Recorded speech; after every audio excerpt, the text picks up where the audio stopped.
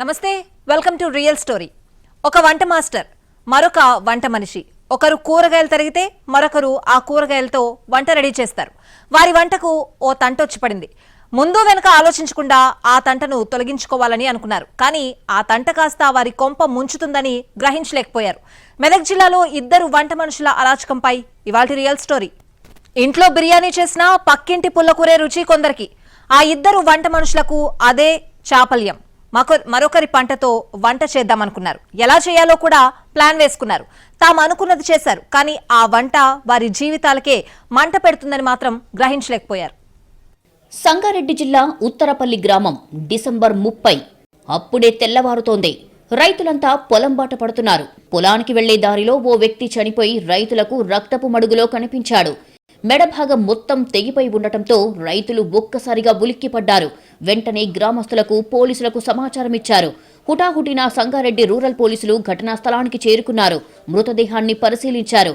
వెంటనే clues team, dog స్క్వాడ్లను రప్పించి ఆధారాలు సేకరించారు. హత్య విషయం బయటికి పొక్కడంతో చుట్టుపక్కల గ్రామాల ప్రజలు కూడా భారీగా తరలివచ్చారు. వందలాది మంది వచ్చినా మృతుణ్ణి మాత్రం ఎవరూ గుర్తుపట్టలేదు. దీంతో మృతుడు వేరే రాష్ట్రానికి చెందిన వ్యక్తి అయి ఉండవచ్చని అనుమానించారు.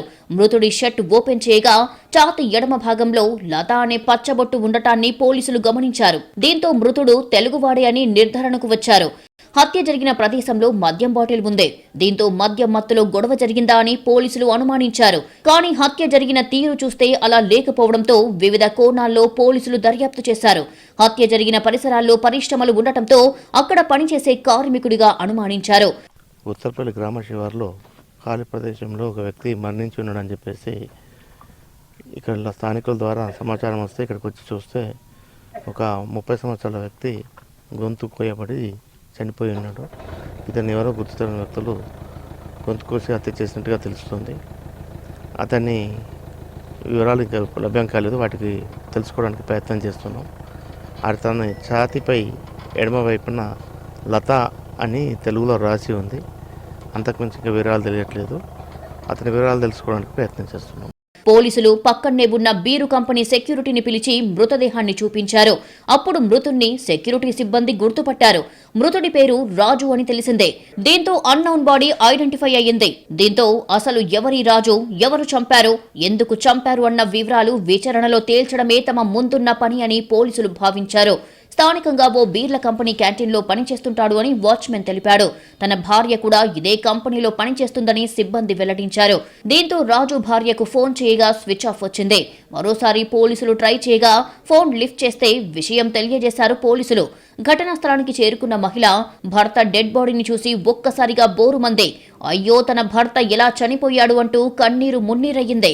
తన పేరు సుమలతగా చెప్పింది. ఛాతిపై లత అని ఉందని పోలీసులు ప్రశ్నించడంతో మేమిద్దరం ప్రేమించి పెళ్లి చేసుకున్నామని, ప్రేమగా లత అని రాయించుకున్నాడు అని సమాధానమిచ్చింది. హత్య ఘటనపై ఎవరిపైనైనా అనుమానాలు ఉన్నాయా అని మరోసారి పోలీసులు ప్రశ్నించగా ఎవరిపై అనుమానాలు లేవని, అసలు ఎందుకు రాజును హత్య చేశారో తెలియదంటూ మళ్లీ కన్నీరు పెట్టుకుంది.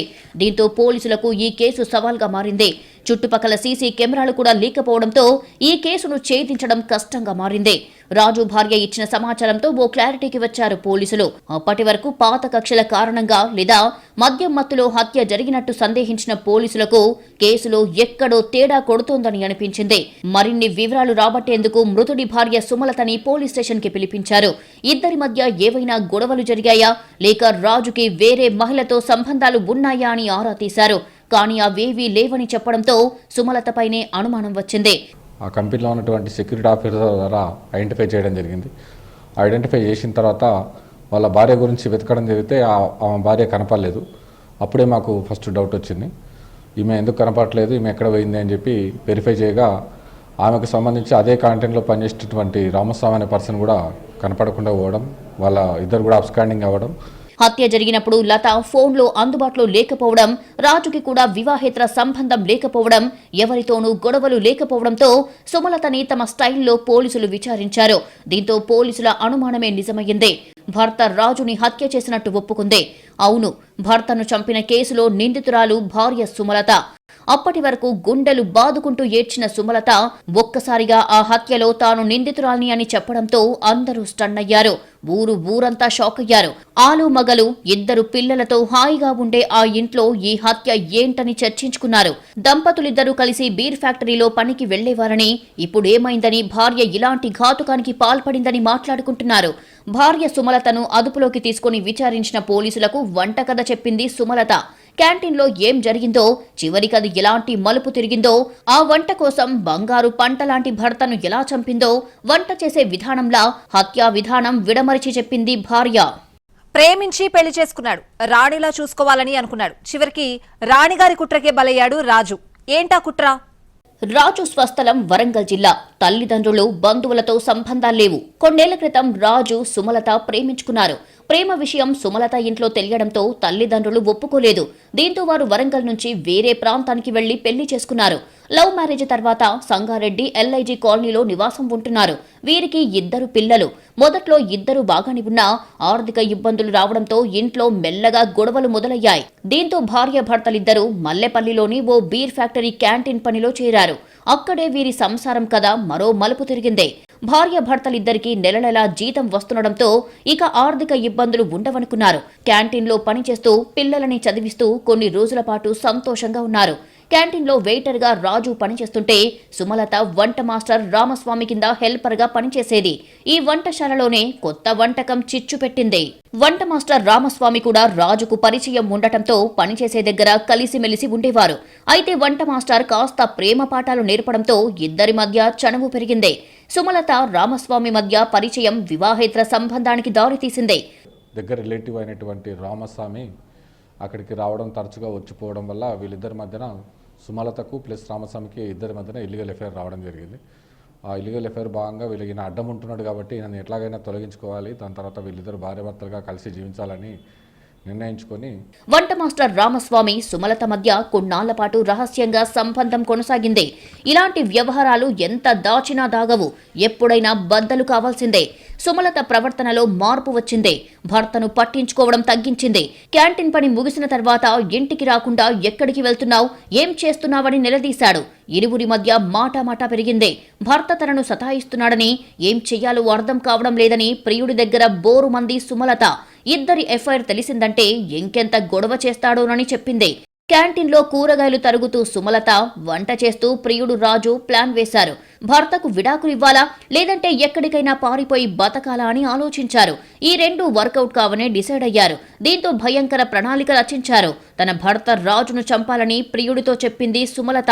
రాజును చంపేస్తే ఇక మనకంటూ ఎవరూ అడ్డు ఉండరని, ప్రశాంతంగా బతకొచ్చని ప్రియుడికి పదే పదే చెప్పింది. దీంతో ఆ క్షణంలో రాజుని ప్రేమించి పెళ్లి చేసుకున్న విషయం, తనకి 2 చిన్న పిల్లలు ఉన్నారు అన్న సంగతి మర్చిపోయింది సుమలత. భర్తను చంపేద్దాం, జాలీగా బతికిద్దామని ప్రియుణ్ణి ఊరించింది. మొదట్లో భయపడిన వంట మాస్టర్ రామస్వామి తర్వాత సుమలత మాటకు తలూపాడు. ఎప్పుడు చంపాలి, ఎలా అమాయకంగా నటించాలి, అనుమానాలు రాకుండా, ఆధారాలు లేకుండా ఎలా గాయబ్ కావాలో కొత్త వంటకం వండుతున్నట్టుగా కొత్త ఆలోచనలు చేశారు వంట మాస్టర్, ప్రియురాలు సుమలత. రాజుకు మద్యం సేవించడం అలవాటు. భార్య తీరుతో మరింతగా తాగుడుకు బానిసయ్యాడు. భర్త వీక్నెస్ తెలిసిన భార్య ప్రియుడికి ఇదే ఐడియా చెప్పింది. అతను కూడా ఓకే అన్నాడు. ఫుల్లుగా మందు తాగించి మందులోకి దించి మర్డర్ చేయాలని డిసైడ్ చేశారు. సమయం, సందర్భం కోసం వెయిట్ చేశారు. వారనుకున్న టైం రానే వచ్చింది. డ్యూటీకి వచ్చిన సుమలత భర్త రాజుకు సిట్టింగ్ వేద్దామని ఆఫర్ ఇచ్చాడు వంట మాస్టర్ రామస్వామి. చాలా రోజులయ్యింది కదా, ఇద్దరం కలిసి తాగి ఈ రోజు ఎలాగైనా ఫుల్లుగా లాగించాలని మరింతగా ఊరించాడు. దీంతో సిట్టింగ్కి ఓకే చెప్పాడు రాజు. దీని వెనక కుట్రేదో ఉందని గ్రహించలేకపోయాడు. మందు అనేసరికి ముందు వెనక ఆలోచించకుండా వస్తానని చెప్పాడు. డిసెంబర్ 29 రాత్రి రాజుకు ఫోన్ చేసిన రామస్వామి సంగారెడ్డిలో ఒక చోట కలిసి తాగుదామని చెప్పాడు. ఓ వైన్ షాప్లో బాటిల్స్ తీసుకుని ఆటోలో తాము పనిచేస్తున్న కంపెనీ వైపు వెళ్లారు. నిర్మానుష్య ప్రాంతం కాబట్టి ఏం చేసినా దిక్కు లేదని ముందే అనుకున్న ప్లాన్ ప్రకారం కంపెనీ వైపు తీసుకొచ్చాడు. అప్పటికే ఆటోలో కొబ్బరి బోండాలు కోసే కత్తి వెంట తెచ్చుకున్నాడు రామస్వామి. ఉత్తరపల్లి వైపు వెళ్లి ఇద్దరూ కలిసి మద్యం తాగడం మొదలుపెట్టారు. రామస్వామి కొద్దిగా మద్యం తాగుతూ రాజుకు మాత్రం ఫుల్లుగా తాగిస్తూ వచ్చాడు. మందు మధ్యలో పక్కకు వచ్చిన రామస్వామి అతని భార్య తన ప్రియురాలైన సుమలతకు ఫోన్ చేశాడు. రాజు మత్తులో ఉన్నాడని, చంపడానికి సిద్ధంగా ఉన్నానని, ఏం చెయ్యాలో చెప్పాలి అని ప్రియురాల్ని అడిగాడు. దీంతో ఇక ఆలస్యం ఎందుకు, హత్య చేయాలని ఆదేశించింది ప్రియురాలు. అయితే మర్డర్ చేసిన వెంటనే తనకు ఫోన్ చెయ్యాలని చెప్పింది. ప్రియురాలి కళ్లల్లో ఆనందం కోసం ఇక నేరం చేయడానికి సిద్ధమయ్యాడు రామస్వామి. తామేం చేస్తున్నామో, చివరికి ఏమవుతామో, ఏ గతి పడుతుందో చిప్పకూడు తప్పదనో ఏమాత్రం ఆలోచించలేదు. పీకల దాకా తాగిన రాజు తన చుట్టూ ఏం జరుగుతుందో గ్రహించే పరిస్థితిలో లేడు. ఇదే అదునుగా భావించిన వంట మాస్టర్ రామస్వామి రాజు గొంతును కూరగాయలు కోసినట్టు కోసేశాడు. ప్రతిఘటించాలని ప్రయత్నిస్తున్నా అటు మద్యం కిక్కు, ఇటు కత్తివేటుతో ఏమాత్రం ఎదురు తిరగలేకపోయాడు. గిలగిలా కొట్టుకుంటూ ప్రాణాలు విడిచాడు. 29th రోజు ఆ డిసీజ్ రాజు ఎవరైతే ఉన్నారో అతనికి ఫుల్గా తాపించి ఆటోలో తీసుకొని పోయి సోజిలేని టైంలో అక్కడ ఊరు బయట తీసుకొని పోయి అక్కడ పోయి నరికి చంపి మళ్ళీ యాస్టేజ్గా వచ్చి వీళ్ళు ఇంట్లో ఉండడం జరిగింది. రాజు చనిపోయాడు అని నిర్ధారించుకున్న తర్వాత సుమలతకు ఫోన్ చేసి రాజు పని అయిపోయిందని చెప్పాడు రామస్వామి. భర్త చనిపోయాడు అని తెలిసి ఎగిరి గంతులేసింది భార్య. ఏదో వరల్డ్ కప్ గెలిచినట్టు ఫీల్ అయ్యింది. తానే హత్య చేయించాను అన్న అపవాదు భావన లేకుండా కేరింతలు పెట్టింది. తన పిల్లలకు తండ్రి లేకుండా చంపేశామన్న గిల్టీ కూడా లేకుండా, అవునా ఇక మన మధ్య ఎవరూ లేరని ఉబ్బి తబ్బిబ్బయింది. ఎవరూ చూడలేదు కదా, ఆధారాలేవి దొరకవు కదా అని ప్రియుడికి జాగ్రత్తలు కూడా చెప్పింది సుమలత. తెల్లారేసరికి ఆస్కార్ రేంజ్ లో నటించారు ప్రియుడు, ప్రియురాలు. ఇక మృతుడి భార్య సుమలత అయితే దిక్కులు పిక్కటిల్లేలా ఏడుస్తూ అయ్యో భర్త అంటూ ఓవరాక్షన్ చేసింది. పోలీసులు అడిగిన ప్రశ్నలకు పొంతనలేని సమాధానాలిచ్చింది. ఎవరిపైనా అనుమానాల్లేవు, శత్రువులు ఎవరూ లేరని ఏడుస్తూ కన్నీరు మున్నీరయ్యింది. ఉబికి వస్తున్న దొంగ కన్నీళ్లను దిగమింగుకుంటూ కబుర్లు చాలా చెప్పింది. ఇదే పోలీసులకు అనుమానం వచ్చేలా చేసింది. తమదైన శైలిలో విచారించేసరికి వంట మెనూలా భర్త మర్డర్ మెనూను బయటపెట్టింది. మొత్తం విషయం తెలుసుకున్న పోలీసులు ఇద్దరిని అరెస్టు చేసి రిమాండ్కి తరలించారు. ఘటన జరిగిన 24 గంటల్లోనే సంగారెడ్డి పోలీసులు ఈ కేసును ఛేదించారు. సుమలత, ప్రియుడు రామస్వామి చెప్పిన విషయాలతో షాక్ అయ్యారు. వైఫ్లా నైఫ్లా కొందరు భార్యామణుల అరాచకం చూస్తూ ఉంటే చాలా మందికి ఇదే డౌట్ వస్తోంది. పచ్చని సంసారంలో అనవసర చిచ్చుకు ఆస్కారమిస్తున్నారు కొందరు లేడీస్. దారి తప్పడమే కాకుండా అడ్డొస్తున్నాడని బంగారం లాంటి భర్తను పైకి పంపించేస్తున్నారు. క్రైమ్ రికార్డ్స్ లో మగవారితో పోటీ పడుతున్నారా? నేరం చేస్తే శిక్ష తప్పదని తెలియక చేస్తారా? చేసినా తమను ఎవరు పట్టుకోలేరన్న ఓవర్ కాన్ఫిడెన్స్ తో రెచ్చిపోతారా? ఈ మధ్యకాలంలో నేరాల బాట పడుతున్న భార్యామణుల సంఖ్య పెరుగుతోంది. కుటుంబ సమస్యలు, ఆర్థిక తగాదాల కంటే వివాహేతర సంబంధాలతో మొగుళ్లను కాటికి పంపిస్తున్నారు శ్రీమతులు. ఇందులో అరేంజ్ మ్యారేజ్, లవ్ మ్యారేజ్ అనే తేడా లేదు. వివాహం కావడం, పిల్లలు కనడం, ఆ తర్వాత దారి తప్పుతున్న ఘటనలు కోకొల్లలు. సంగారెడ్డిలో సుమలత, రాజులది ప్రేమ వివాహమే. ప్రాణానికి ప్రాణంగా ప్రేమించుకొని మరీ ఒక్కటయ్యారు. పెద్దలను ఎదిరించి పెళ్లి చేసుకున్నారు. తలా ఒక పని చేసుకుంటూ కుటుంబాన్ని నెట్టుకొచ్చేవారు. కానీ భార్య మదిలో రేగిన పాడు ఆలోచన ఏకంగా సంసారాన్ని అల్లకల్లోలం చేసింది. చిత్తూరు జిల్లాలో ఇలాంటి లేడీనే కట్టుకున్న భర్తను కడతేర్చి ఆస్కార్ నటిలా డ్రామాలాడింది. ఈ మహిళ పేరు మీనా. చిత్తూరు జిల్లా శాంతిపురం మండలం సోలిశెట్టిపల్లికి చెందిన మీనా ఒకరోజు శాంతిపురం పోలీస్ స్టేషన్ కు వెళ్లింది. 1-2 రోజుల నుంచి తన భర్త కనిపించడం లేదంటూ పోలీసులకు ఫిర్యాదు చేసింది. అయ్యో పాపం అనుకున్నారు పోలీసులు.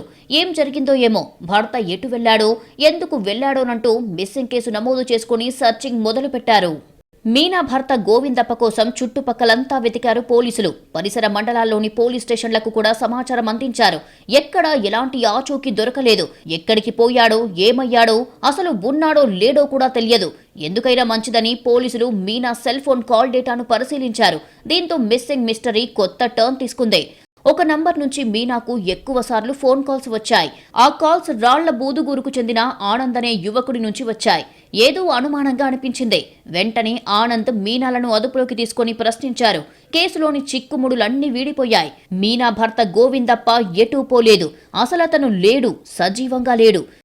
గోవిందప్పను చంపేశారు. చంపింది ప్రత్యర్థులో మరొకరో కాదు, ఇంట్లో వాళ్లే, ఇంటి మనిషే, భార్యనే, 3 ముళ్ళు వేసిన శ్రీమతే. అవును, భర్త గోవిందప్పను హత్య చేసింది భార్య మీనానే.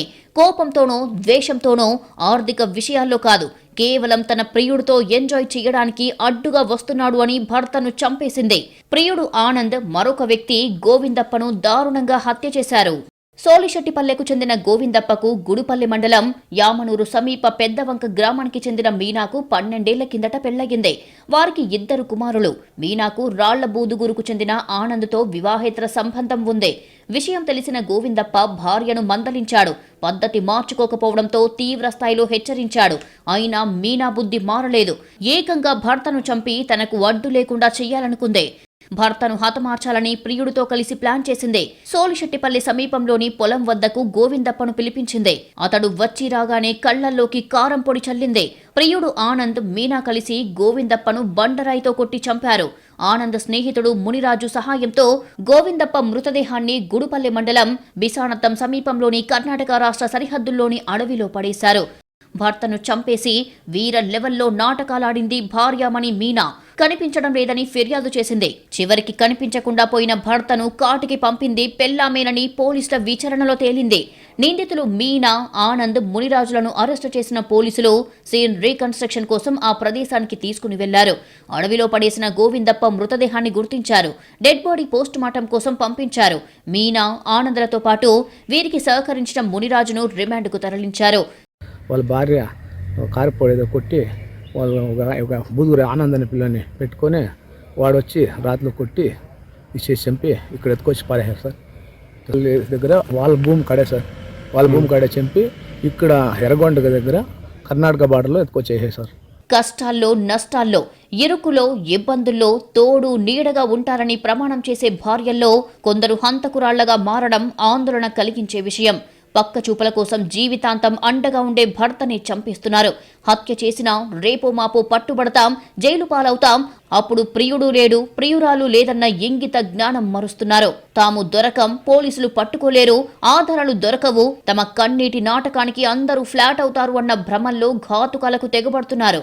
సంగారెడ్డిలో సుమలత, చిత్తూరులో మీనాలే అందుకు నిదర్శనం. సంగారెడ్డిలో ప్రేమించి పెళ్లి చేసుకుని అందరి చేత శభాష్ అనిపించుకున్న సుమలత భర్త రాజును హత్య చేయించింది. చంపిన వెంటనే తనకు ఫోన్ చేసి చెప్పాలి అని ప్రియుడు రామస్వామికి చెప్పి మరణ వార్త వినగానే కేరింతలు కొట్టింది. ఇప్పుడు కటకటాలు లెక్కిస్తోంది. అటు కట్టుకున్న భర్తను చంపేసింది, ఇటు తాను జైల్లో పడింది. కానీ మధ్యలో 2 పిల్లలను అనాథలను చేసింది.